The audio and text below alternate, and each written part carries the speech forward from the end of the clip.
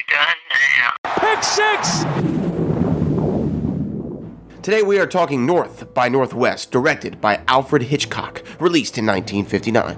When suave Madison Avenue advertising executive Roger Thornhill, played by Cary Grant, is mistaken for a government agent named George Kaplan, he's thrust into a deadly game of espionage, kidnapped by foreign spies, led by the calculating Philip Van Dam, played by James Mason. Thornhill narrowly escapes an elaborate assassination attempt, but finds himself framed for murder in the process.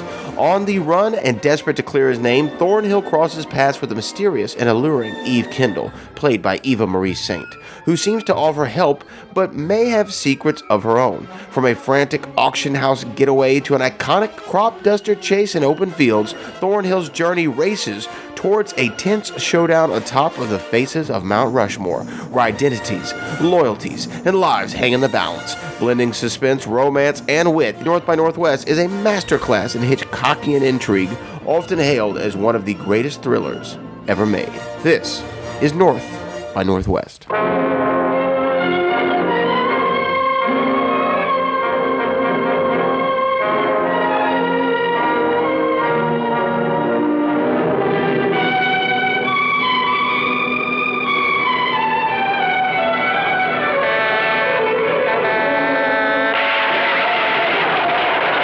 I'm an advertising man, not a red herring. I've got a job, a secretary, a mother, 2 ex-wives, and several bartenders dependent upon me. And I don't intend to disappoint them all by getting myself slightly killed. Cary Grant becomes a secret agent against his will.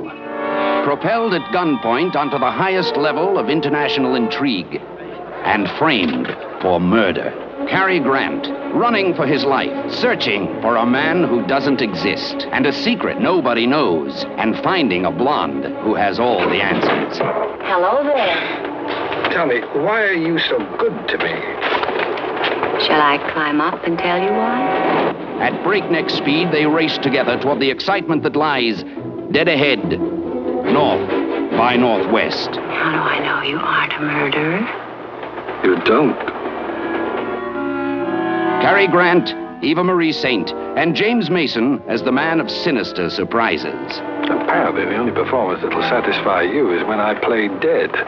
Your very next role, you'll be quite convincing, I assure you. The perfect setup for suspense. With the perfect woman and the perfect crime, as Alfred Hitchcock takes you north by northwest.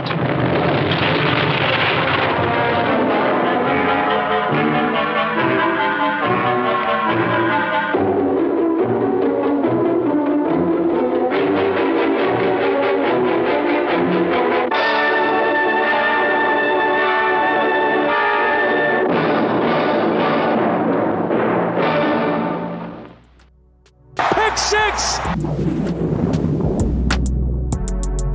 Well, here we are. Pick Six is back. The 4th film of this 12-film saga has started, and we are going with 1959's North by Northwest, directed by Mr. Alfred Hitchcock, starring the effervescent Cary Grant. Jeff, this was a selection by you, which I think was a reactionary selection. It was I think, a reactionary selection to my last pick, which was on Her Majesty's Secret Service. But why this movie? Yes, you are absolutely correct. So this one is certainly a favorite, and but yeah, watching on Her Majesty's Secret Service made me think that this feels like something else. This feels like I have seen some elements like this before, and it made me want to watch North by Northwest afterwards. So I went away from my little scribbled notes of potential pick sixes. I think I texted you maybe even before I was done watching Bond and just asked if you had seen this. You said no, and that was enough for me. and here we are. And but my question to you though is, how many Hitchcock movies have you seen before this? So it's a really great question, because obviously Hitchcock is such in the public consciousness as far as directors. And I mean, you even hear that was very Hitchcockian, right? That's like a term that people use in a lot of ways. So for me, I went, I'm like, how many Hitchcock movies have I actually seen? And shockingly to myself, this makes the 3rd Hitchcock movie I'd ever seen. Okay. So that's how I was with Bond the last time. I thought, Right. oh, I've seen Bond. And then when I made the actual list, I went, I haven't seen a lot of Bond. So which ones have you seen? So I'm going to obviously, guess. Hold on. I'm going to guess. Psycho, yes. Rear Window, so I have not seen Rear The Window. Birds, The Birds. Yeah. and now North by Northwest. Yeah. Yeah. The Birds Okay. was one that I remember my dad always talking about, like as a movie that he watched was a young man and truly frightened him. Oh, okay. Like it was like one that he just could never get past Huh. um, for some reason. And I mean, well, not for some reason. Uh, this is like The Birds is scary. Like it's a scary movie, Yeah, in I don't my want opinion. birds. I don't want birds pecking at me. I just feel like they have such an advantage over us because they can fly and they move around so much easier, you know. So the birds. But what's interesting when I was looking up, kind of, and I know we'll jump into it when I was looking through like his filmography, I noticed that every Hitchcock movie I saw was like right by each other, like in succession, because he Mm. did this movie, The Birds. I mean, he did this movie, Psycho, and then The Birds. Yeah, you're Those are in the that three in a row. three spot. Actually, that for Hitchcock fans, where this movie North by Northwest comes out in a very big Hitchcock sweet spot because you had Dial M for Murder, which is great in '54, Rear Window, To Catch a Thief. These are all in the '50s. The Man Who Knew Too Much, Vertigo is '58, and so these are like the when you think of Hitchcock movies, those are the ones you think of. And The Birds kind of ends that, not kind of, it ends that sweet streak that he had going there, and then he kind of tapers off towards the end. Well, so he's one of these directors that again, I feel like he's in the same like when I hear his name, uh I always hear Stanley Kubrick's name come right after it. Like if Mm. they're talking about directors, they're like, oh, Hitchcock, Kubrick, blah, blah, blah. Um, and I guess because he was lauded as a master of his craft, Hitchcock. I mean, as far as he told essentially a lot of similar stories, right, in the same kind of genre throughout. I guess North by Northwest actually might be an outlier to at least some of his later work. It Uh, seems different than what I know Hitchcock to be. Like when you say Alfred Hitchcock, I think horror thriller. There's some sort of murder that went on, right. and yeah. But this is like kind of a departure in some ways from what I would have expected. Actually, to me, just from seeing more Hitchcock movies, this one almost feels like a greatest hits kind of movie for him because it Really? has a lot of things that he used in earlier movies. He was a big fan of The Wrong Man, as he even made a movie called The Wrong Man. And it's about some poor guy that gets, an average guy, if Cary Grant can be considered an average guy. Yeah, we'll talk about Average for him. Cary Grant again. He's in advertising. And that probably will not be the last bad Cary Grant impression you hear on this podcast. But it's just a guy that's minding his own business, and all of a sudden he gets sucked into this world. And that was a popular thing with him. He loved movies where there was travel. That this certainly is. I think most people, if they know Hitchcock cliches, the cool blonde and Yes, a lot of Eva Marie blonde. Saint, we certainly have in that category. And then he used to really like to use famous American geography. And this movie has the United Nations, it has New York, and of course, the Rushmore. finale at Mount Rushmore. Yeah, okay. So this is again coming from a Hitchcock novice overall. I just feel like I guess the rep on him or like the Chat GPT version of Hitchcock would be like, oh, it's a thriller horror kind of guy, right? Or suspense. Suspense. Yeah, Is that the right word? the suspense. I mean, that's his nick. There is his. He's known as the master of suspense. He did more slow burn kind of movies. Psycho was actually the departure movie for him, if you will. That was his down and dirty after he made North by Northwest, which was for MGM. It was big budget, big movie star, big epic kind of movie for him.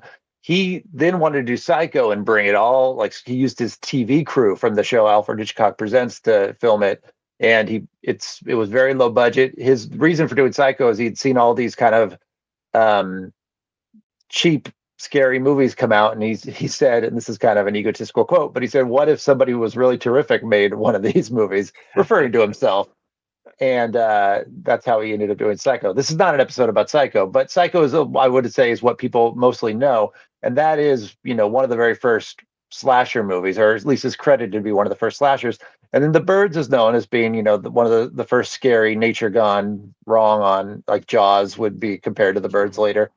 But those were actually the ones that I would say moved him into the horror reputation, which is not what he was before. It was more suspense and espionage and thrillers and definitely murder. I mean, the tone was always bleak, and there's always death for sure. He's not doing any rom-coms. No, right. He certainly has some romance, but sure. And definitely has comedy. But someone's always dead, at least in the first 20 minutes. Got to, right?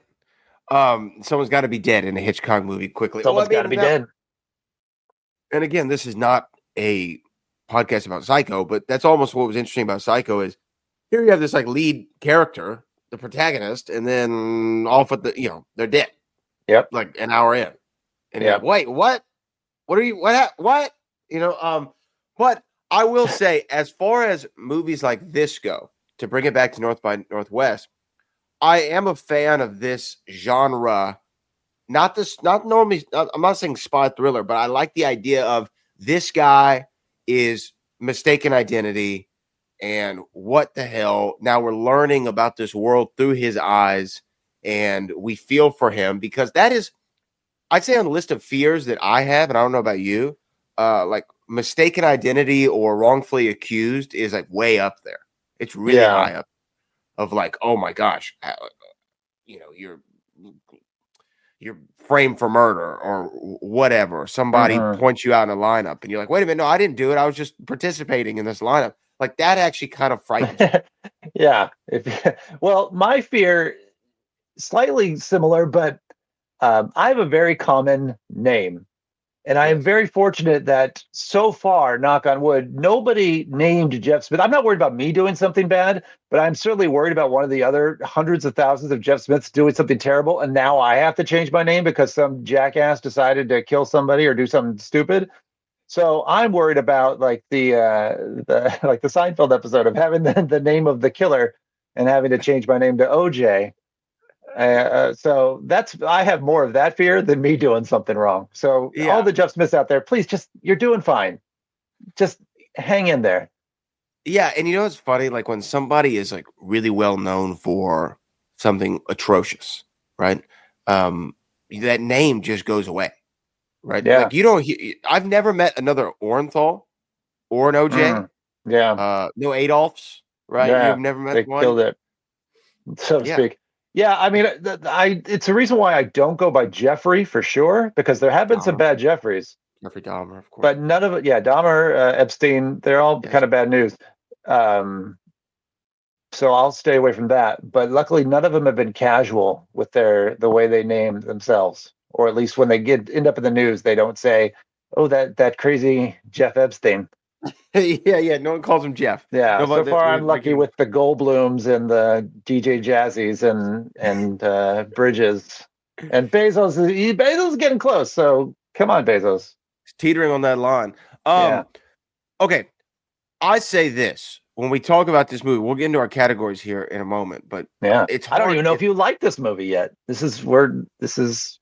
Do you want me to tell you now? Or no. I mean, if you have a plan, I'll save the suspense for it. But what I wanted to say is that's appropriate. Yes. What I wanted to say was watching it, I realized why this film is referred to as the first James Bond movie. Okay. Because there's so many things that really line up with classic James Bond. I mean, first off, the title sequence. Although it wasn't like Bondian as we know it today with a lot of like, scantily clad ladies or what have you. But just the very strong color palette choice, with the green. Like I'd never even seen the MGM logo with that green backdrop. I don't think it's been done before or since. Yeah. Right. It was very stark and it stands out, and the way that the movies are made. And actually, one of the thoughts I had when watching the movie, I'm like, wow, this is 1959. This is like, I feel like really starting to push the technological abilities of film from what talkies first started, in like the early 30s, late 20s, Yeah. early 30s. So we're not that far into that realm of really still trying to figure out. Now we have sound, we have Technicolor, right? Like we're really trying to figure out how to shoot these movies, and enormous cameras still that take up the size of a Volkswagen. Yeah.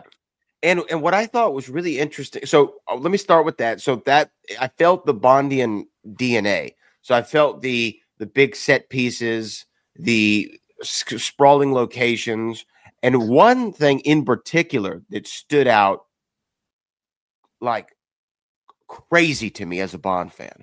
One of the things that I love about Bond movies is Bond normally at some point, I feel like almost each and every Bond, almost every one of them finds themselves on a train at some point. Even Daniel Craig, like in multiple films, not just one, like he finds himself on a train multiple times. And it's such a Bond trope for Bond fans. We go, here's the train scene. Like something awesome is going to happen in the train scene. And the train sequence in North by Northwest, I was like, wait a minute. Is this what every Bond train scene is based on? Because one of my favorite Bond films is Casino Royale. Did you see Casino Royale? No. Okay. So Casino Royale is one of the best. It's top 5. It's one of the best Bond movies, mainly because of Eva Green, who plays Vesper Lynn in the movie. And this is Daniel Craig's first Bond. This is Eva Green, like throwing 99, right? I mean, just smoking, but also like a phenomenal actress, like acting her ass off in it. And they have this great flirtation and dance. And she's a kind of a double agent-ish, not double agent. Let me not like go too far into it, but like she's not all who she seems to be. I'll say it that way.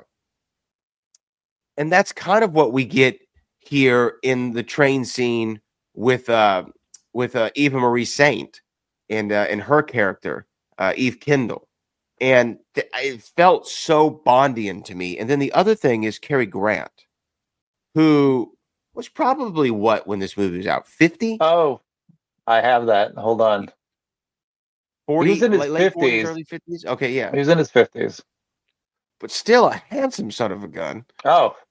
Like in his 50s. And you could understand why they wanted him for James Bond. Like at first, Cubby Broccoli and Harry Saltzman, who are the producers of Bond, they were having conversations about who should play Bond. And Cary Grant was one of the names thrown around originally. And 55. you see, he was 55. Damn, 55. He looked great.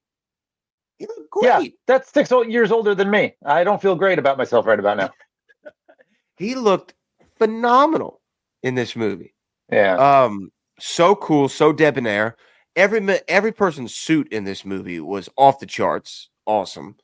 And it felt you would notice the suits. That's funny. Even when he got dusty. Which when he got good dusty, job on the continuity, by the way. They kept the dust in every scene, even when he went to the auction, he was still dusty.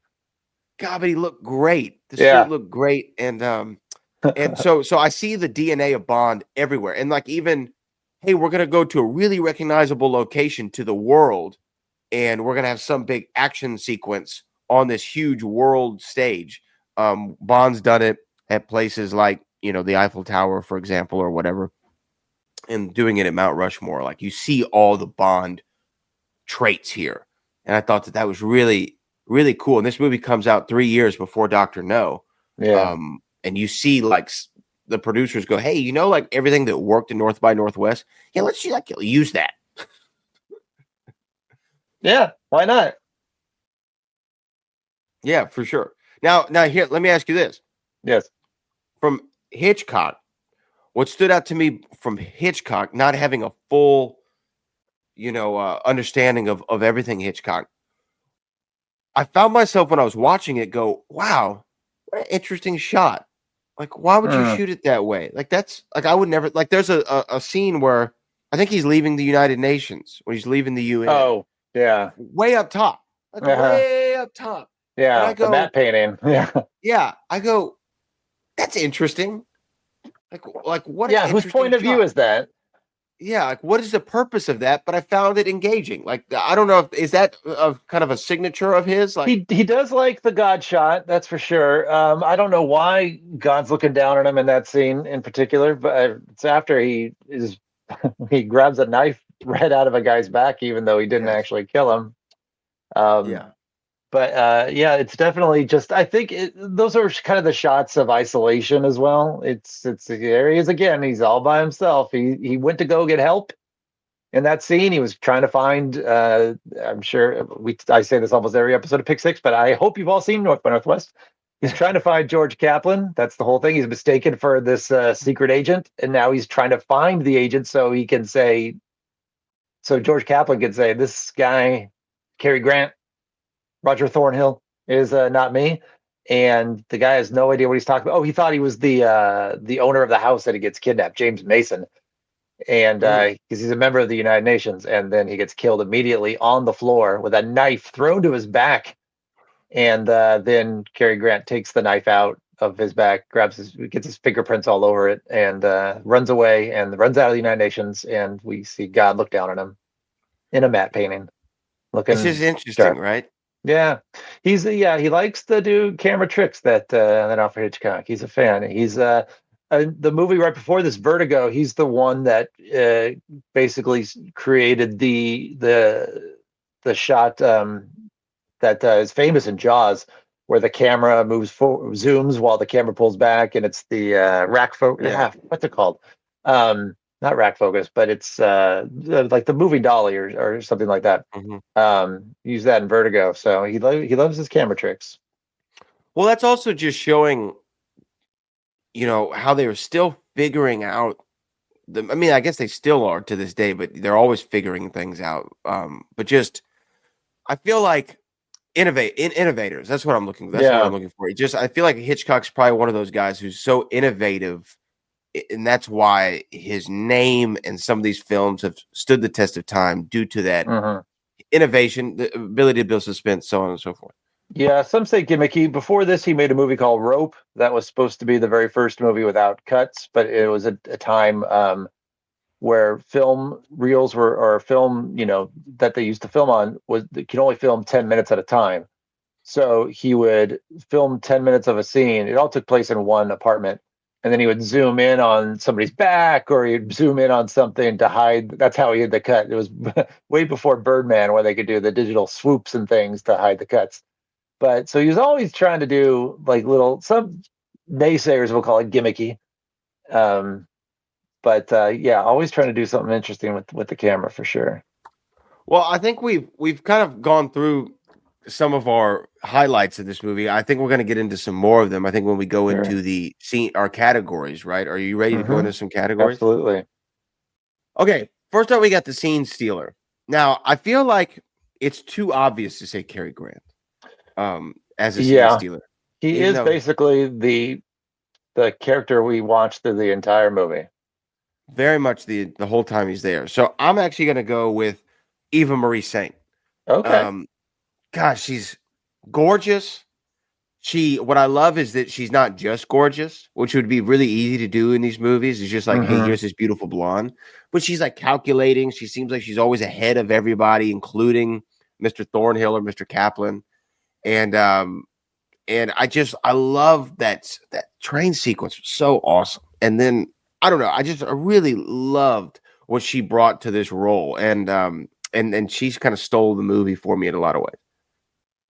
Yeah, I'll be boring. I'll say Cary Grant just because it's his. Although, well, I'll get to my other favorite character when we get to the cameo question. Oh, okay. But I'll go Cary Grant. Okay, I have an I think I might know where you're going with the cameo. Really? Maybe, maybe not. Write it down and then show me. No, I don't have a pen, but okay, don't worry about it. Maybe I'm not. Maybe I'm way far off. The big moment of the movie. like how is it not like a huge moment of the film? Like how is it not Crop the duster. crop duster? Yeah. Crop duster is great. If people, anything about North by Northwest, I think they think of that image more than they even think of Mount Rushmore. I think that's the image they used on a lot of DVD and VHS artwork. It's him running away from the crop duster. It's a pretty famous scene. It's one of the moments that Hitchcock liked to do. He had probably one of the greatest composers of all time, Bernard Herrmann, who did a lot of his movies. That's another one of the common threads of this movie with other Hitchcock movies. Bernard Herrmann's score, which you mentioned the beginning of the movie, kicks off with the green, and then just that score that doesn't. This movie just doesn't. You don't ease into North by Northwest. No. It goes, and it's one of the best themes in Hitchcock movies. But the crop duster scene, no music at all. It is completely silent. And the whole idea of making this movie is this is also a rare thing with Hitchcock. It's not based on a book, and a lot of his movies were. And this one is all original. And he wrote with, he came up with the writer where he just said, these are the kind of scenes I want to do, and then make the story around that. And he wanted to do a scene in daylight, in the middle of nowhere, where the killer somehow is able to jump out with an unusual weapon. And he does it in the middle of a cornfield, in the middle of the day, gets dropped off by a bus by himself. There's one other guy out there for a second who maybe my second place favorite cameo guy, because he just says, crop and dust, or he's dusting crops where there ain't no crops. And just points out that the crop duster plane is flying around in a weird area. And then he takes off on his bus. Cary Grant's by himself. And then the plane tries to attack him. Well, I will say, and I can actually kind of combine this with another category real quick, because it's in my plot hole parade here a little bit. Okay. Right. Because I didn't know that I knew this scene. Right, because I had seen clips of the crop duster scene before, and I was like, "Oh, this is what movie. That's where this is from." Oh, okay, cool. But like when you watch it in context of the movie, doesn't it seem like so convenient in a lot of ways? Like that he's there at the perfect time for them to. Why does a bus? Why is that a bus stop? Who before him or after him has ever gotten off on a bus? And why was that man beforehand who says that line getting picked up? He was in a car. He gets dropped off at the unmarked bus stop in the middle of nowhere. Well, to the point I was saying before, the idea for the scene was written before, the story. So it was kind of like, how do you make it work? All right. So, he will be placed there by the double agent who says he wants, the real George Kaplan wants to meet you out there, and gives these odd coordinates on where to go, where to get off the bus. And then that's where the bad guys with the plane are already waiting for him. But it's one of those elaborate, very James Bond things where, you could have, one of my plot holes, we'll get to the end, is why didn't you just kill him in the first scene in the library? Because there'd be no movie. That's the only reason to go through the elaborate. My favorite scene, which is not crop duster, it is actually them getting Cary Grant drunk to stage a car crash. So they pour bourbon down his throat. We can go back to crop dusting in a second, but we've segued now into mine. They pour bourbon down his throat and put him in a convertible and say, drive on this big cliff with hills and this windy road. And then the bad guys kind of follow to make sure that it works. And it doesn't. He drives just fine. And then he gets pulled over by Glen Clove police and has to call his mother to come pick him up because he's drunk. Well, but that scene where he's driving out on the cliff, it's suspenseful, but it's like talking about 50s drunk acting where, they're like, oh, what's going on here? Very Jack Sparrow later in life. I think it's so funny and suspenseful at the same time. And it's one of the very first scenes too. And that scene does have the Bernard Herrmann score going crazy while he's driving down that hill. You get the full on North by Northwest theme the entire time. Well, so I'm so glad you brought up the drunk driving thing, because to me, that was another thing that stood out as like, oh, this is another kind of Bond thing in this sense. Do you remember? Was it The Spy Who Shagged Me? Maybe the Austin Powers trilogy in the Austin Powers trilogy. There's a scene where like Dr. Evil's going, and we're going to drop you in the vat of with the sharks with the laser, or some kind of thing, right? I don't remember exactly. And then Seth Green's character goes, just give me a gun and I'll shoot him in the head right now. I've got a gun in my room. I will go get it and we'll shoot him together. And it's like, just kill him. I didn't go to evil medical school. Just through like and like there's a scene in Goldfinger, right, where this is a famous scene too. I don't know if you've seen Did you see Goldfinger? Yeah, I've seen Goldfinger. Yeah. Okay, the same famous scene where he's I know about Operation Grand Slam, Goldfinger, and he's like 2 words that you must not, whatever, and he has him strapped to the table, and he goes, "Do you expect me to talk?" "No, Mr. Bond, I expect you to die." Right? Yes. But he just walks away and leaves him with the laser going up there. Slowly going up the table to get him in the crotch. Right. And very slowly. It's just, it was so funny. Like the drunk driving scene reminded me of that. It's like you could just kill him. Yeah, he could be done right now. And I have a feeling they imply that there are other George Kaplan-esque agents that they have taken out before Roger Thornhill, Cary Grant. So they've done it before. But this one, they just decided, you know what? What should we do this time? Should we just shoot him? Well, the other plot hole parade I had on this is when they're in the hotel, and he's first getting to the hotel in Chicago, I think it is, and he's talking to the hotel staff, right? Yeah. And he's like, "When did you first meet me?" And and she's like, "Oh, a couple minutes ago in the hallway. Don't you remember?" It was yeah. And then he does the same thing with, I guess is it the bellhop or the dry the guy comes to return his suit, I think, or something like that. It's all the hotel staff because their little thing that they do is to make him look real, like a real agent. Mm-hmm. They do up his hotel room and put a suit in the room and have him check in and call down to the front desk a lot. So somebody else from the agency has gone into the hotel. But undetected. I do, yeah. So, I mean, to me, though, when Cary Grant does that, shouldn't that be like red flags to the hotel staff? Like, something's wrong with this guy. Yeah. Something's off. It was a different time. I have worked for a hotel for a little bit, and that certainly would have been like, what kind of questions does this guy ask? Haven't you seen me before? Yeah. Yes. And the suit is way too small for you. What's funny is, when I think of Cary Grant, and again, this is an age of cinema that I like, but I haven't like just jumped into full-throated. Like what I like about Cary Grant, when I think about Cary Grant, is I think about, this is the quintessential like American movie star, leading man of his day, right?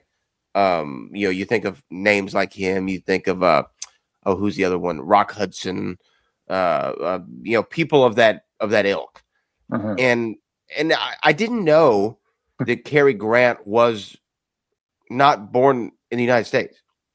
Like I didn't know he was an English. Cary Grant's not even his real name. Yeah. These are things that I found out. Because I was like, Cary Grant, what a phenomenal name. And then you're like, your name is Archibald Leach? Archie Leach. Like, no wonder you went to Cary Grant. Starring in North by Northwest. Archibald Leach. But like, it's just one of those like, him, Hudson, Bogart, right? Humphrey Bogart is like a name from this era, a little bit before this time, but like in the same kind of part. But anyway, like when Cary was talking and delivering his lines, it reminds me of like movies all from this era. I'd say from like the 30s to the 50s into the 60s.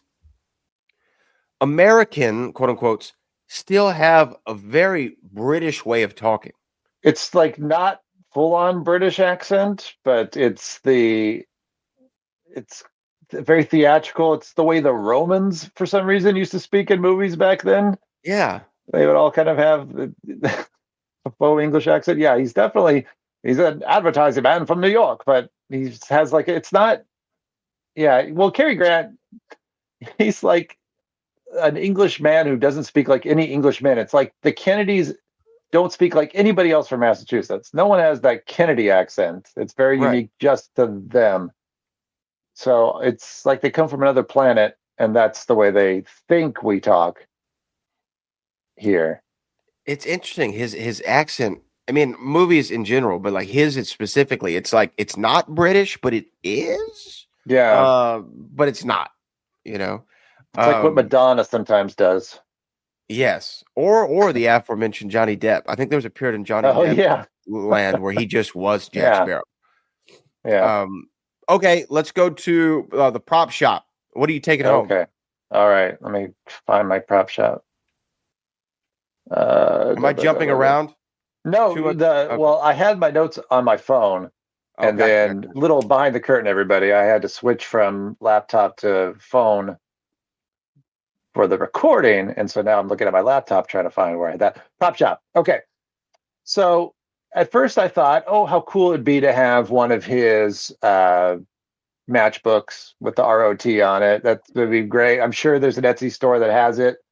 And by the look on you falling into your chair, I'm guessing that is what you are going to pick. But that is not what I'm going to pick. But I'm going to pick something from Van Damme's wonderful giant mansion that somehow sits right next to the top of Mount Rushmore. Which, if we go back to Plot Hole Parade, I will be mentioning that place and how there is a house in the middle of nowhere in a park right on top of Mount Rushmore. He has a chair in that house that looks like an abominable snowman was shaved and made. It's just this very hairy white chair that probably, if you spilled on it, would be ruined and probably isn't even comfortable. It looks like the snowman from the Matterhorn at Disneyland. I think that's what I would take from his modernist home. Van Damme's abominable snowman chair is my prop from North by Northwest. Well, first of all, Van Damme. Van Damme, Oh, James so good, Mason. man. James And Martin Mason, Landau man. again. Martin Landau has been in 2 for 2 of my pick six choices. I Yes. don't know too many more Martin Landau movies unless I do Ed TV next time. I don't Yeah. know how I'm going to keep that going. Yeah, Landau. I was going to point out Landau and his. Yeah, he's back. He also immaculate suits. All of them. Phenomenal. Yeah. Everybody in this movie has great suits. So the suits was going to be an obvious one for me. So I wanted to go Sure. a different route, and I did go with Thornhill's monogram matchbooks. Yeah. It just looked awesome. I'm like, because when I see anybody to this day with a monogrammed anything, I go, this guy's got it figured out. You and I must travel in different circles because I don't think I've ever seen anybody What? You've never with seen a monogram monogram on the sleeves? anything. No. kerchief? If anybody I know in my life that would have it, it'd be Brad Gilmore. I can't think of anybody, and I'm sure you probably place an order maybe after watching this movie. I think I But will. it would definitely be. I could certainly see pro wrestlers doing it too if that were their character. Doesn't Booker have anything monogrammed? I'm sure he does. He has he to. does. He has And he to. would, and he could pull it off. I think some people can pull it off where it's not douchey. Douchey's the right word, That's right? yeah, Because it's hard to walk that line. yeah. Because that's when if you somebody that doesn't pull it off, you think, well, what are you doing? I think if you have monogrammed anything, especially if it's like sleeves, because that's a big thing, right? You monogram the bottom of the cuff. But why do you do that? What's I the guess point? to claim it. I don't know. Someone's gonna take your shirt and then go, oh wait, look at the sleeve. So I'm about to put you on a little suit history here. Thank Do you know what a No, surgeon's I can already cuff tell is? you. When you say the category is suit and do you know, the answer will be no. So you've never heard of a surgeon's cuff? No. Okay. So in a suit, you know how at the bottom of the jacket there's like those little buttons, Yes. right, on your sleeve of the Yes. jacket, right? Really, they're made just kind of for show. There's no real functional purpose. You don't to the unbutton them. buttons. You don't unbutton them, right? Do They're they just- actually button on some? I think I've had a suit that had those, but it was just sewn on. They're all sewn on. They never It's just a really look. have any real, right? Just a look. It doesn't fasten anything. However, there's a particular style that's called a surgeon's cuff, where the last button will have a different threading around it, different color threading than the other buttons. And it actually is a functional use, right? You can actually unbutton it. The only purpose that I have now, they call it a surgeon's cuff because you can unbutton it and roll the sleeve up, and then as do if you were going surgery. to perform surgery. Now, The only reason that I know that people have ever gotten a surgeon's cuff on their suit is to show that it's a custom suit, because you have to get it custom. Oh, you don't go to Men's Warehouse and get a surgeon's cuff. Right. Interesting. Yeah, so that's what I've known of it. So between the monograms and the surgeon's cuff, that's another level of suit game that you have. How to many really suits do you have, Brad Gilmore, with a surgeon's cuff? I don't have a surgeon's cuff. Wow. Yeah. We're not there yet. But here's the thing. Come on, listeners. Get Brad. Make this podcast successful enough that Brad can get that. It's not a matter of can. I just don't know if I like the look of it. Ooh, right? that's even bigger flex. Like, it's not that I can't. I just, this super swanky suit, don't like it. Yeah. Don't want it. Not for me. Good for all of you that do it. Yes. It's the only time that I think that I would use the word bespoke to describe like a suit, is like, that's very bespoke. Right. Anyhow, we got off on a tangent. No, these are props. This is good. But this is prop shop. So yeah, I want the monogram matchbook. And like, I'm not a smoker of any kind, but I would still like to be like the guy who's like, oh, you need a light, Yeah. And I got the monogram book. So that'd be mine. Well, I'll admit, when I was watching the movie again, I did go on and search to see if somebody had made a custom ROT, which, by the way, the O stands for nothing. If you remember, viewers, it's just he picked a sweet middle initial, so it's ROT. But I did go looking to see if someone had made it, and I did find some images, but I didn't look long enough to see if you could actually purchase one. But that would be that's one of those props you could have on your shelf or on a table, and if someone sees it and they don't know, it's like, okay, yeah, it's a matchbook. But if you know, you go, oh, now we're friends. Yeah, that's Thornhill, baby. That's Thornhill. Which I actually kind of like. Thornhill. And it should have the message written on the inside from the end. Yeah, yes, for sure. That'd be great. I like Roger Thornhill's name more than Kaplan.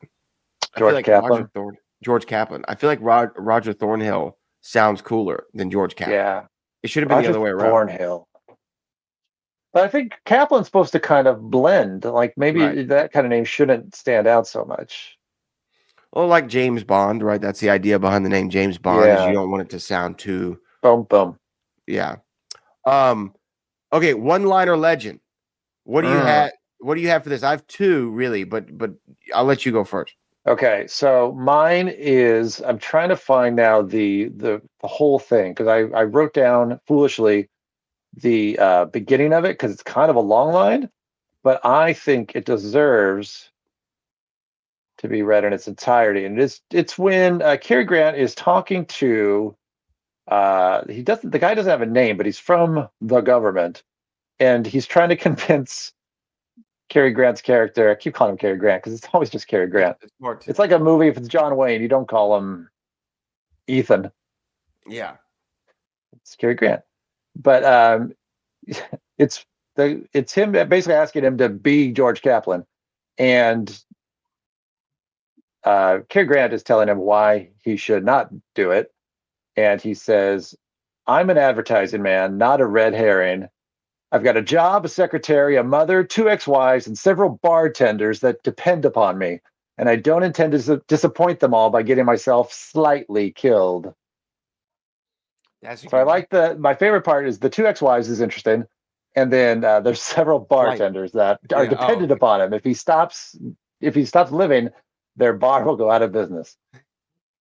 It's a good character defining line, and they've used that line even in old trailers back in the 50s. That was in the trailer for North by Northwest to explain. That's all you need to know. That's who your hero is in the movie, guys. He's a mess. So okay, it's interesting that that's the quote you went with, because I also went with one that I felt was a moment that there was two, but it really just told me who Roger Thornhill was, like this character.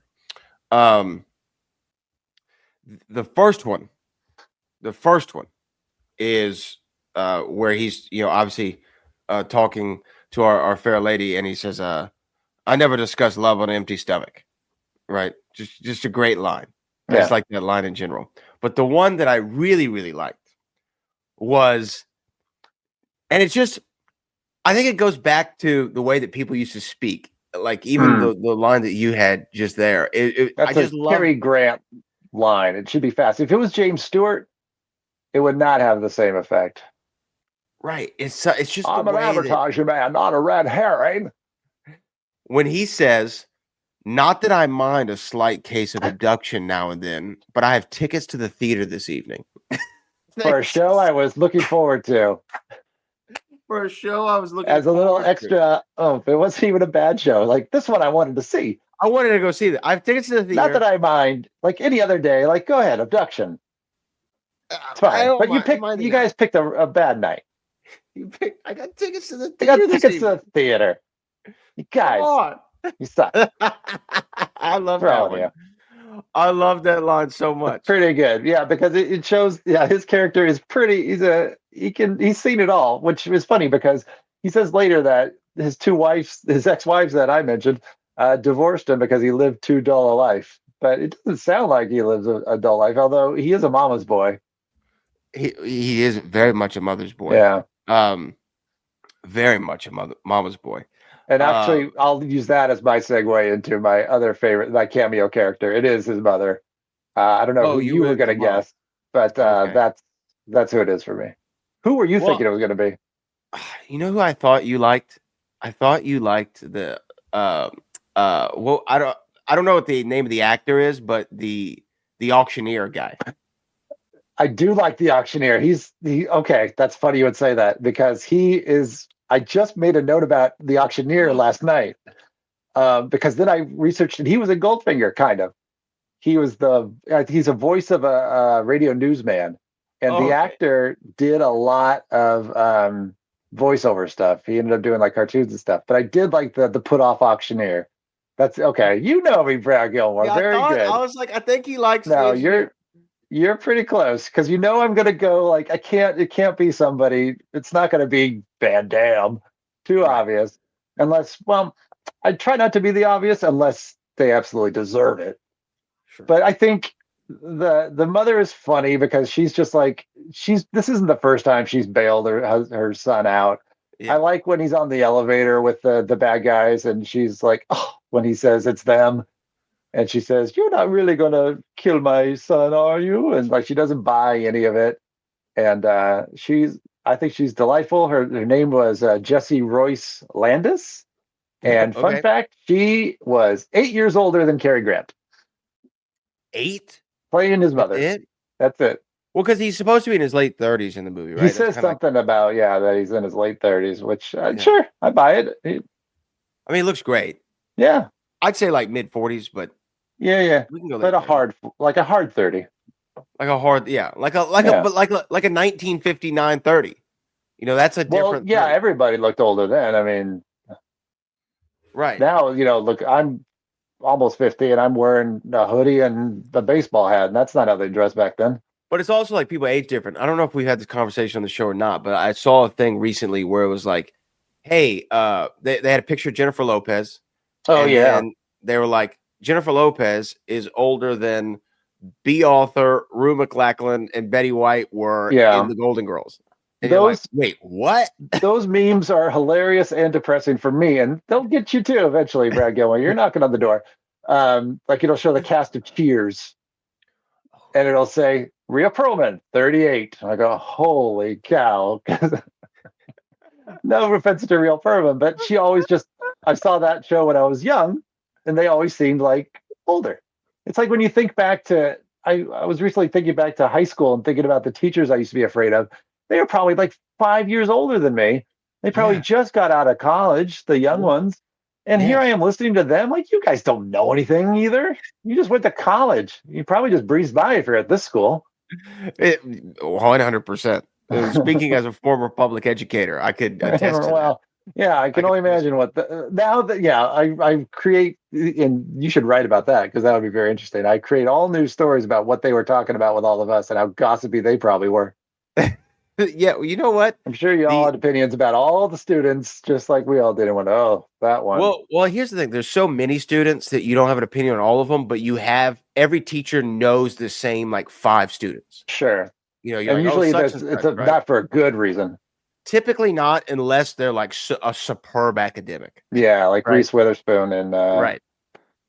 Drop Dead Gorgeous. No, not Drop Dead Gorgeous. Election.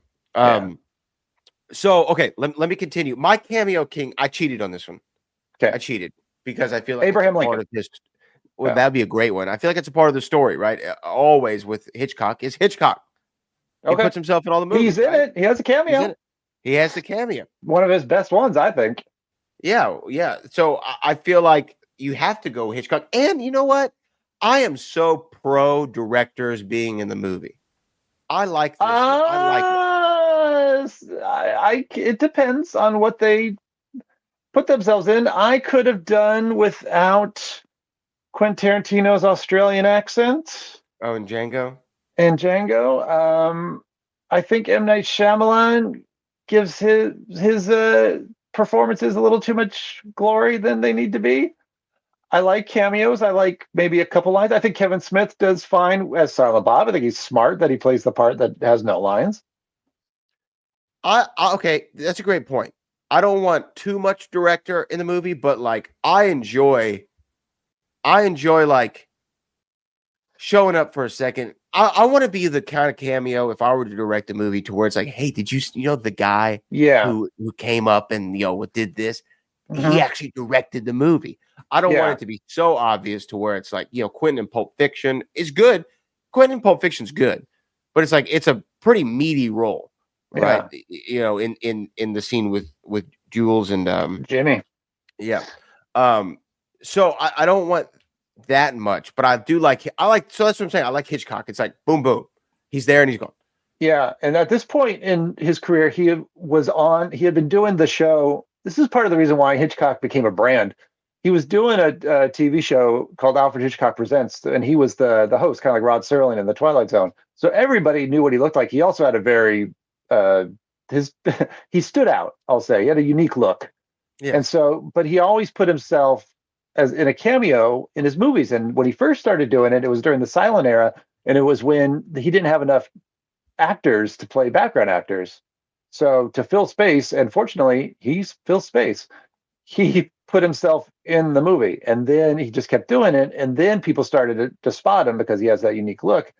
But what he had to do at this point in his career, he had to put the cameo early because people get distracted looking for waiting for it. So the one in North by Northwest, which is so funny, it's right as his credit comes on and he misses a bus. The doors close on him and he doesn't get on the bus. Yeah. So I like that Hitchcock is in it, and I like that that's a thing with him. And I feel like I would do that too. I'd like to be like an audience member in a scene where if you look over, look, that's him, or a zombie in a zombie movie or something like that. Something like that. Yeah. I enjoy it. Okay. So this is is it true trivia? And to me, this is a good one in general because it will let us talk about a certain storytelling element that I want to get your opinion on.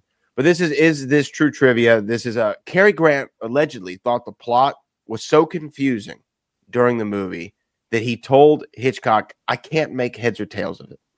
Right? I don't know what's going on. And I think I read something about the writer of the movie also didn't know what was going to be happening from scene to scene. Like he was just writing, and then it's like, oh, what if they go here? And then, and then we can do that. The crop duster thing that you brought up. Yeah. And the movie does kind of feel like, hey, here's some ideas. Right. Let's string them together. Figure it out. I believe that's true. I think that's how this one, the writer is named Ernest Lehman, who also wrote The King and I and West Side Story and The Sound of Music, so musicals, and also Who's Afraid of Virginia Woolf. I think that was, the assignment was, here's 12 scenes that we're going to do, or 12 locations, or I want it to be on a train and I want them to end up here at some point. And his job as the writer was to fill in the how. And it can be super successful, or it can be like the crop duster. We're like, this seems very convenient. The other, I mean, we might as well just do all the plot holes here too, because I think those kind of go hand in hand with this. The other one I have is, of course, that somehow there's a mansion in a little park on top of Mount Rushmore that a plane is able to land on, and nobody notices. Ever. No one ever points this out. A little convenient that they run from the house with an airport, and in about a good 4 Mississippi, they're already on top of the monument with no security. And even then, I don't expect surveillance cameras or infrared, but at least maybe a guard sitting in a director's chair, just waiting to maybe asleep. That would be kind of interesting. There's a security guard asleep as all this is happening. That'd be fun.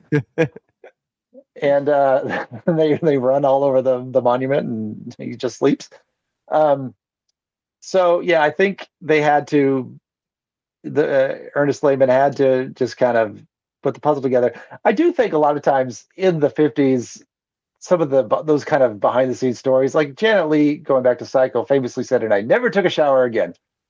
Right. Really? Yeah, it was a movie, and you probably were filming that scene for a few days, and you knew that it was an actor that came with a fake knife and chocolate syrup that went down the. You were so traumatized by filming that now you can only take baths. I don't know. It's a good story. I do think sometimes actors do make movies that the plot confuses them. Who knows? I haven't read the screenplay of this, but the script may have been like kind of all over the place. Who knows? And if you're the kind of reader that just kind of peruses, maybe you would miss little details and think, wait, why are we at Mount Rushmore? Yeah. Why did he run around Mount Rushmore? He's been chased from New York, and to get away, he's like, here's where I'll go. Yeah. To an auction. To an auction, see? And I'll disrupt the whole auction, and I'll make a big scene so I can escape. And I'll be mad at the blonde for being a floozy who James Mason gets jealous about. A floozy is a great word. Mr. Kaplan, your next performance will be quite convincing. So many actors in this that are fun to impersonate. Yes. Let me ask you this. Yeah. From a director point of view, because you've directed films. But also from a screenwriting and storytelling perspective. So I know the term, and I did not know that it was a Hitchcockian term, but the MacGuffin. MacGuffin, yeah. The thing, and I read this great line about Hitchcock when he was talking about explaining the MacGuffin. Like, he talked about this quite frequently, and he would say that the MacGuffin is the thing everyone in the movie cares about, but the audience doesn't really need to. Yeah. Right? It's anything. It's just everyone's getting the microfilm. Actually, it is microfilm in this. Yeah, but it's usually the cliche that people say, the suitcase with the microfilm. But it could be the suitcase in Pulp Fiction, where we don't know what's in there, and it doesn't matter. I mean, that's the ultimate like MacGuffin. It's like we don't even need to tell you what it is, because who cares? But yeah, it's anything that everybody's chasing after. It could be the Lost Ark. It can be all the stupid things they're trying to get in the Rise of Skywalker. Now the almanac. The almanac. Yeah. Oh, sure. Well, almanac kind of serves a purpose. It does serve a purpose. That's for plot. It's not like it's not just a random. Yeah. Like the you know what? Yeah, that's a bad example. I'm trying to think if there's a Back to the Future one, but not really, because the train is necessary, kind of. But they could have just waited. But there's not one in Back to the Future. Yeah, I can't think of one. That went nowhere. Yeah. Don't start editing this podcast. No, let it be. Nowhere. This is what the people like. But yeah, well, I think we said enough examples. But yeah, I think people now know the term MacGuffin. In fact, the AMC theater chain, their little bar off to the side, is called MacGuffins. Is it really? Yeah, which I think is a clever little movie insider name, but doesn't apply to a movie theater bar very well. But that's fine. But it also sounds like a pub, like an Irish pub. I guess. Going to MacGuffins. MacGuffins. Well, like I just did a list here. Here are some of the well-known MacGuffins in movie history. Are you ready to hear them? Yes. Um, Yes. so Are you ready to hear 'em? the MacGuffins. So the stolen money in Psycho, Sure. the microfilm in North by Northwest, Hey. the briefcase in Pulp Fiction. We already got to all these. The Ark of the Wow. Covenant from Raiders. We just nailed them. Yeah, the One Ring from Lord of the Rings. Okay. I can see that. It could be anything, I guess. Yeah. The Rosebud in Citizen Kane. Yeah. The Rabbit's Foot in Mission Impossible 3. I don't recall that one. Okay. The Unobtainium in Avatar. Worst name for an element ever, by the way. Yeah. Yeah, that felt like a placeholder. Like, what should we call it? Just put it's this, and then we'll change it. And then It reminds me in Yeah. Rise of Skywalker, the thing that's going to help them find where they need to go is called the Wayfinder. Yeah. A lot of time. And speaking of Star Wars, the plans for the Death Star in the original Star Wars. Yeah. All MacGuffins. So there you go. Interesting. Let's go. Okay, we're gonna breeze through some of these last ones because I know Jeff is attending a very important event here momentarily. All right. So I want to give you time to you know get your monogram and surgeon's cuffs ready. This is an important event. Yeah. Okay. Okay. Movie better with Jack Nicholson or Denzel Washington? Okay. I put a lot of thought in this one. And I'm going to cheat because I'm going to put both of them in the movie, but they're not playing the same part. And it should be very obvious. Denzel is definitely Thornhill. Yes. And Nicholson is Van Damme. Van Damme. God. And it would be fantastic. What a great idea. So I had of course Denzel playing Thornhill. Can you imagine Nicholson? Like he wouldn't stand for it. He'd get out of the car. He'd find a way to get out of that car in the beginning and go, "What are you doing?" Do you know what? You could have really switched them either way too. Like I could see Denzel as Van Damme. Well, that would be, I guess that's true. We went with the obvious, but why not? Why not do Neighbors like when Dan Aykroyd played the wild one and John Belushi played the uptight guy? That was their kind of version of playing against type. So I never discussed love on an empty stomach. Yeah, I'm an advertiser. I don't know. I can't do it without being Cary Grant. But that's interesting. I don't to go mind up a against slight type. case of abduction. I can't do it, Jack. But... Yeah, I got to get to a Laker game. That'd be a great update there. Let's see. Yeah, to a game I was looking forward to. To a game I was looking forward to. You know, you go to all of them. That's where they would have picked him up. Well, they didn't know it was Jack Nicholson. So timeline peak of their powers. Yes. This is, I feel like this is a yes for Cary Grant. It is. It was pretty much downhill from here. Looking at his career post North by Northwest, this is it for him. As far as let me see, I wrote those down too. But Hitchcock, no, but close. I feel like it is peak of his powers for Hitchcock, right? Yeah, because Psycho next. So Psycho's peak. I think Psycho is peak. Okay, I can go for that. And then The Birds, because that was a big hit, and that changed movies. That changed the way people saw movies. The big advertising campaign for Psycho was we won't let you in after it starts. Before, people just kind of roll into movies whenever, and then they would stay for the next showing to see what they missed. And he said, "No, you can't get in until once the movie starts." And made the theaters. It was a big controversy. Audiences were mad. How dare you tell me when I can walk into a theater?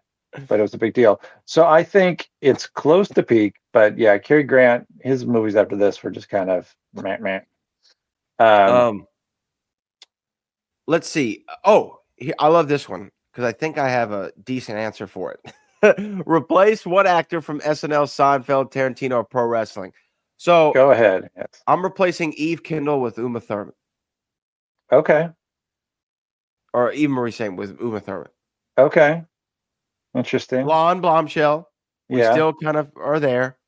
Can play the spy, badass type if needed to, if we want to rough it up a little bit, but very beautiful, very peak of her powers. Mhm. Who do you got? Well, when I first saw the SNL list, her name is Chloe Fineman. She's on the Okay. cast right now. She kind of looks like Eva Marie Saint. A little So bit. I thought that's interesting. But I had a backup one too. go ahead, because I'm scrolling through my notes trying to find what I wrote. Because I Is think I did all. you replace Landau's character Mhm. with Steve Buscemi? Ooh, yeah. For the Like, can you Tarantino one? imagine? Yeah, can you imagine him like lurking around a cornfield and talking about secret plans and all that stuff? You know, I feel like Landau and Buscemi kind of also hold a similar physical appearance in some ways. Okay, here's what I had. So I decided I was going to pick someone from each of those. So someone from SNL, someone from Okay. Tarantino, and someone from Seinfeld. I did not do. Oh, I did do a pro wrestler. Oh, I did do a pro wrestler. Bruce the Barber Beefcake. Okay, so as the auctioneer. Love it. Sorry, I didn't get that one. So Chloe Fineman, because she looks like Eva Marie Saint, is Eva Marie Saint. The Tarantino replacement, I put Christoph Waltz as Van Damme. It's good. That's good. I And thought about then that.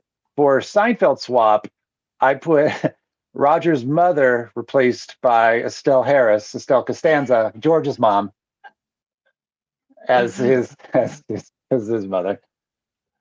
Okay, so let me play that game a I little go bit. out for a quart of milk and you get abducted. And I come home and you're treating your body like an amusement park.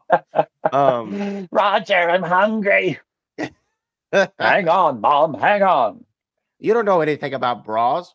Um, I know a little. Hey, you got the A, you got the B, you got the C, then you got the D. That's the biggest. Okay, let me play this game then. Okay, I had Steve Buscemi, so that's Yeah. my Tarantino. Yeah. For pro wrestling, okay, Mhm. I'm gonna stick with Eva Marie Saint, Blonde Bombshell. I'm gonna go with Okay. Trish Stratus. Okay, I definitely know who that is.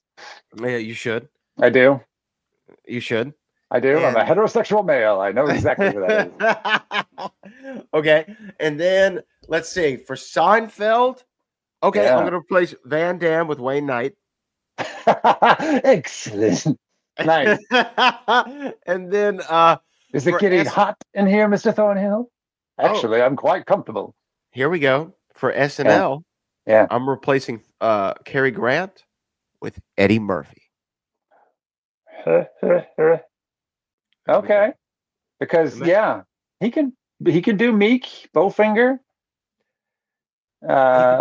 He could do Thornhill because I just feel like Eddie looks great in a suit. Looks True. great in a suit. And can pull off some of these lines. Yeah. Like, yeah, normally I like, to talk about love on an empty stomach, or whatever. He can pull them off. I like him. I like Eddie as Thornhill. Yeah, I'm thinking like a suited version of his character in The Golden Child, because he was kind of put upon in that movie as well and had to kind of rise to the occasion again, but then had a funny little quip about everything that was happening as it was going on there. Yeah. Ooh, Distinguished Gentleman. Do you know who directed that? Mr. Jonathan Lynn. Jonathan Lynn, who directed Clue. We're back, everybody. Clue podcast still doing well. Okay, so for change the genre. Yes. Rom-com. Yeah. Planes, Trains, and Crop Dusters. Ooh. Right. Thornhill and Eve, they meet on the train. They dodge death. And then, they like trollop around the country and end up, he proposes to her in Lincoln's nose. On Lincoln's nose. I like it. What do you got? Okay. I've got. Oh, mine was pretty simple. I was going to just turn it into a Western. You still have the train. You still have. It just doesn't have to be on Mount Rushmore, but everything could be. I mean, I think it was in my brain because I just watched Tombstone, and so I was thinking Westerns for sure. And then, but I also kind of was toying around with doing it. I came up with a way to do it with the Marx Brothers, but we're trying to get a younger demo here. Mm-hmm. So maybe Marx Brothers isn't necessarily the way to go, but it would be fun to see Groucho as Thornhill, And then Chico and Harpo could be like the thugs that are chasing after him, and there could be a song and all that good stuff. But I think it definitely could be done very easily as a Western. Just You know what? no plane, That's but good. something else. I like that though. If this movie had a '90s in credit song, Yes. who would sing it? Would be the chorus. I feel like my best answer to this question so far. Okay, great. We're gonna have a song called "Wrong Place, Wrong Time." Ooh. Okay. It's gonna be sang by Boys to Men. Yes. Okay. And here's how the hook goes: north, south, east, or west, running from spies and looking my best. Wrong place, wrong time, wrong name, but still found love just the same. Thank you. Pretty nice. What you got? Boys to Men. All right. Yeah. So my version is also 90s, also a ballad, and it would be done in the style of I Don't Want to Miss a Thing by Aerosmith from Armageddon. Ooh. So very similar in style, where it would be, it's about just being on the run, and as I scroll through, I'm not finding. You're not finding your lyrics? I'm not finding my lyrics. I have lyrics. No, I'm going to find them, but we can talk while I search. Well, I mean, that's really an all-time record for a movie. It was Aerosmith's only number one song. That's their only number one That's song? their only one that hit number one. Wow. Yeah. Sweet Emotion, no? No, they never hit number one. Those are the classics, and it's kind of the reason why Aerosmith purists hate it. Because it wasn't written by the band. It was written by Diane Warren, who writes a lot of those kind of songs. Oh, I found it. Okay. It's called I Won't Let You Fall. I Won't Let You Fall. And the sample lyrics are, you were there when no one even knew my name. Woo! You helped me when I needed to get away. Oh, come on now. Now you're dangling, hopeless, and feeling alone. But I see you, baby, and I won't let you go. I'll reach out my arm and girl through it all. I'll pull you close, and I won't let you fall. Aerosmith. Oh, look at that. Get the band back together. You still can do it. You have time. Everyone's still alive, kind of. Kind of. Yeah. Come on, Joe. Yeah, you can all hang on. Well, I think Steven Tyler's voice is finally gone, but is it gone? Well, yeah, they had to cancel their last tour. Oh, that's a shame. They're gonna miss some things. A couple.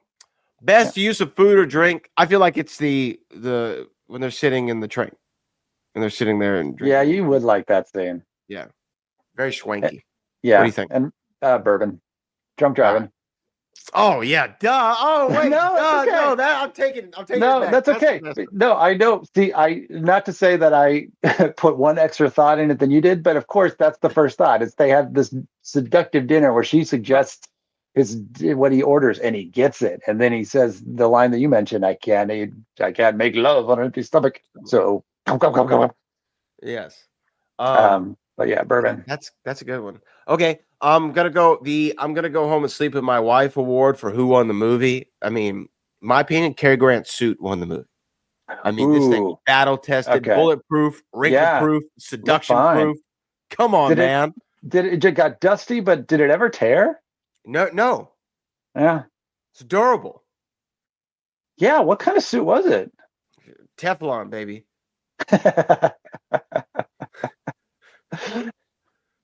We should all, it's kind of like when they talk about in the future, we'll all be wearing one kind of suit. That should be it. Not the gray, like silver suit that they always say we're going to be wearing. Yes. Should be a fancy Roger Thornhill. Kind of bluish gray. Yes, very beautiful. Very beautiful. Yeah. Who do you got? As far Cary Grant. I mean, I'll put you name the suit, and I'll say the name of the guy in the suit. It's tough it's his movie. He owns it from the beginning to the end.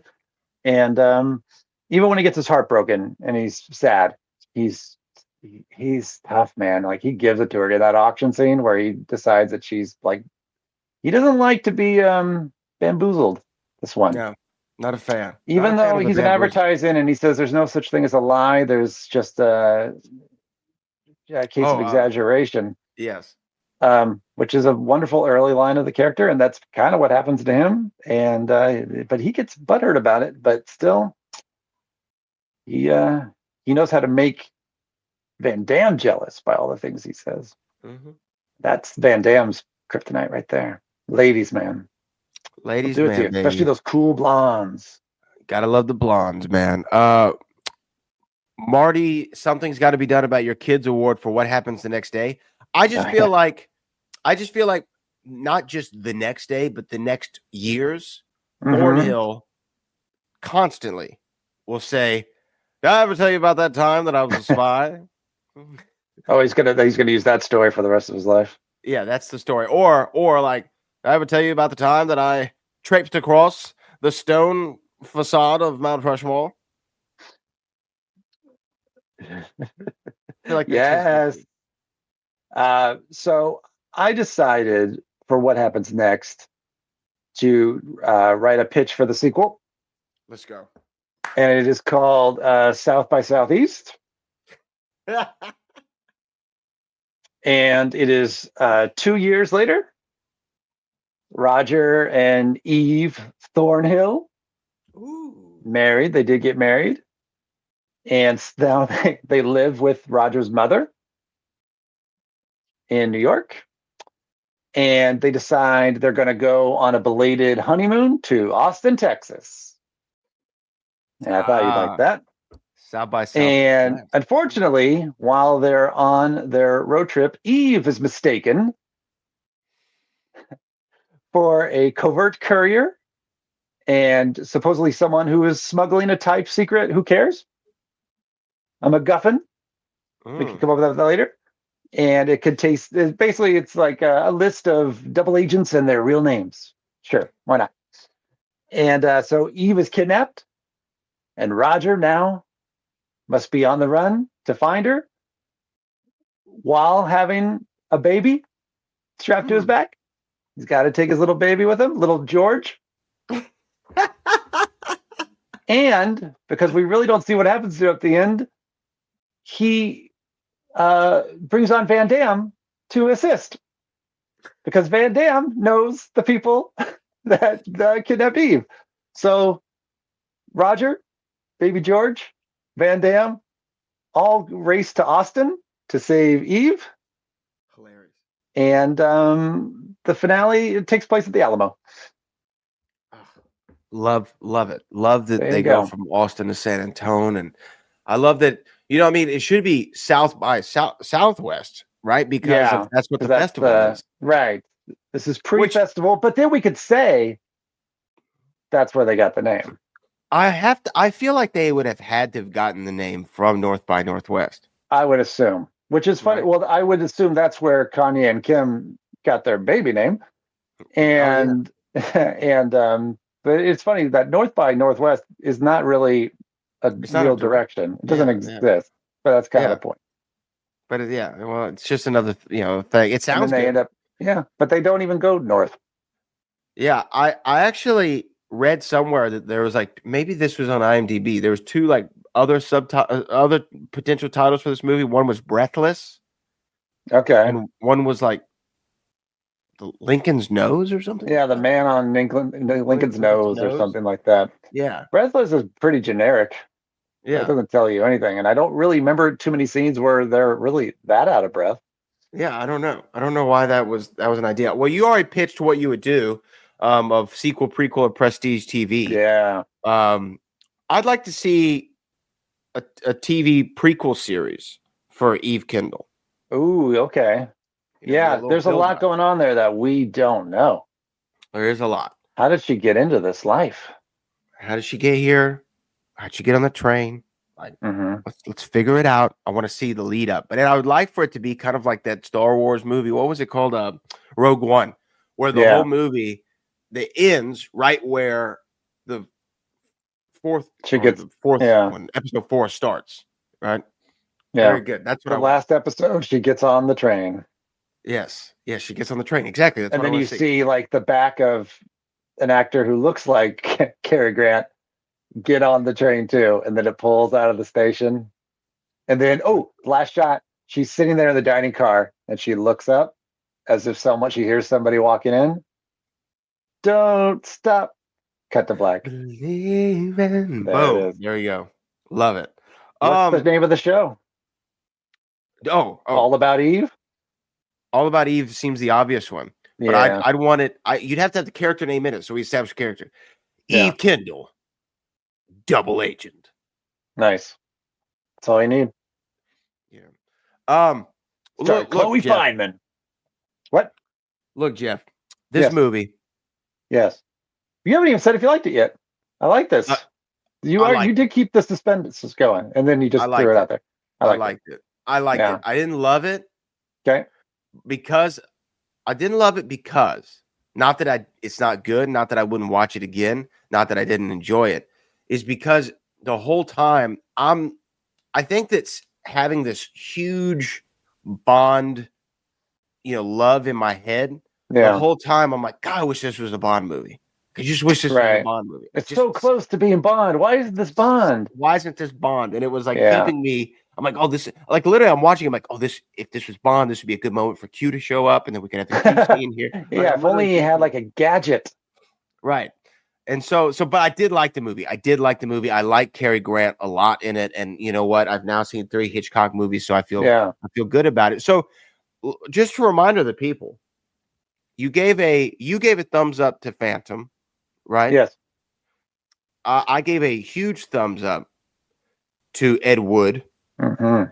You gave a thumbs down to Her Majesty's Secret Service. Majesty, yeah, I gave a thumbs. Like partially down. What degree would that be? Like a 55 degree. Yeah, I'll say 55. Down. Yeah, I enjoyed scenes from it, and I could see how some people would feel that way about Northwest too. It's more like it's kind of because it kind of feels episodic. Yes. In that way, it just like a Bond movie just starts. It doesn't really. I mean, it doesn't. You don't get bored. I will say that as far as waiting for the movie to start, it happens very efficiently, and a very cool way to have the identity mistaken. It's so simple, but it could happen to anyone. It could be like Brad's worst fear. My worst fear. It could happen to you. So, I'm giving a thumbs up to this one. Down, thumbs up from you. Okay. So now it's time for my next pick. Before you do that, I will recommend, if you want to keep on the Hitchcock train, if you will, and not the kind of train that it's like a not so subtle innuendo of the train going in the tunnel after they get married and start to get it on in the upper berth. Yes, and Hitchcock did that intentionally. Absolutely. That's called 1959. You got to work with what you got. And so, yes, the last shot when they're about to get it on is a train going into a tunnel. Wink, wink. It's intercourse. I would recommend Rear Window. I would say I'm a huge fan of Psycho. Obviously, we could have, if we had Patreon, I would say Patreon people, go listen to our Psycho episode because we can go on and on about that all day. But Rear Window, I do dance around with my favorite Hitchcock movies. Rear Window is great. Strangers on a Train, I think it's great, especially if you've seen the 80s movie Throw Mama from the Train. You'll find out what that is based on. Okay. And even Dial In for Murder is great too, especially if you've seen the remake of that, which is called The Perfect Murder with Michael Douglas and Gwyneth Paltrow. Ah, phenomenal.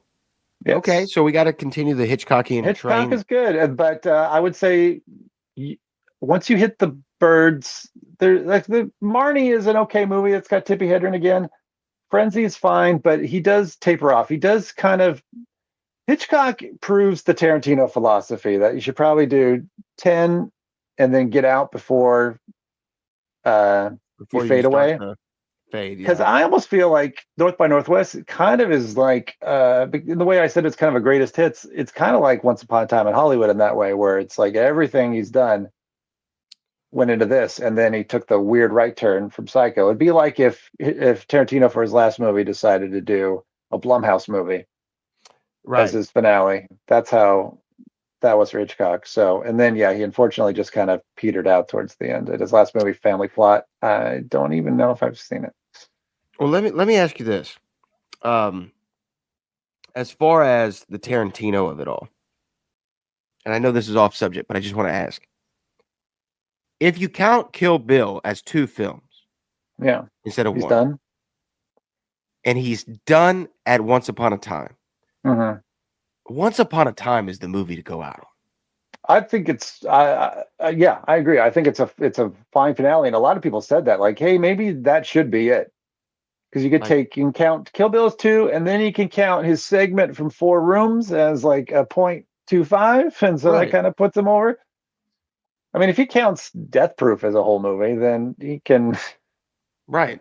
Why wouldn't you count? And to me, like, if you walk out on that movie, you're goated, as the kids say. Right. You know, because that's just such a great movie to end on. But that's and not the even movie. Feels like that too. But he's got to make Toy Story 4. He did fine. He made Toy Story 3. Everyone was happy with it, but he's gonna go back, and we'll see. And then maybe he will decide that Death Proof doesn't count, and all of a sudden he'll have another movie that he's got to do. Yeah, because Kill Bill should count as 2 movies. Feels like 2. It's 2 different movies. I've never seen it and as 1. 1 cut? No, neither have I. The Whole Bloody Affair. I have not seen that, but it's weird that it wasn't designed that way, because it feels that way. Right. It ends in a very satisfying cliffhanger, but it feels like that's the end. It'd be like if Back to the Future 2 and 3 just kept going. You'd be like, now we're doing this? So kind of need the pause. I'm going to now tell you my next movie. Yes. And what's funny is that your first pick was Ed Wood, which starred Martin Landau. Yes. Your second pick is North by Northwest, which features Martin Landau. So for my next pick, this movie also features Martin Landau. This is weird. Isn't that strange? Yeah. I've never thought so much about Martin Landau in my life, and you'd think we were the biggest Martin Landau superfans. So this movie, it's not an 80s movie. No. It's not even a 90s movie. He plays a bad guy, I think. This is the year 2000. Ooh, in the year 2000. This is David Arquette. This is Scott Conn. This is Ready to Rumble. We had to go movie. Ready to Rumble. I am ready to rumble. We're going wrestling, finally. Hey, look, I'm just going to tell you real quick, for the people who don't know, the cast, incredible. You got Arquette, Oliver Platt, Scott Conn, you have Martin Landau, Rose McGowan, Joey Pants, Diamond Dallas Page, Bill Goldberg. This is the movie, man. This is the movie. Didn't Arquette, and I'm sure we'll talk about this on the next one, but he did real wrestling after this, right? Interesting that you use the terminology real wrestling, but yeah, he did. Like a Jake Paul kind of real wrestling. Yeah, we'll talk about it, but but that's going to be the next pick. Ready to Rumble. All right. I will be ready to rumble in May. All right. Well, Jeff Smith, as always, thank you. North by Northwest, recommend for me. Do you all recommend it? Tweet us at Brad Gilmore. What are you on X, Mr. Jeff? When I'm on X, I kind of quit X for a while, and then I thought I threw my hands up and went, all right, I'll go back. So I am Jeff C. Smith on the X. And you're Jeff Smith movie guy on the Instagram. Okay, and it looks so fake on the YouTube. The 2 Utes. Well, enjoy your 2 Utes and your event that you have coming up. Thank you. We will all see y'all the next Pick 6, where we're talking about Ready to Rumble. Pick 6.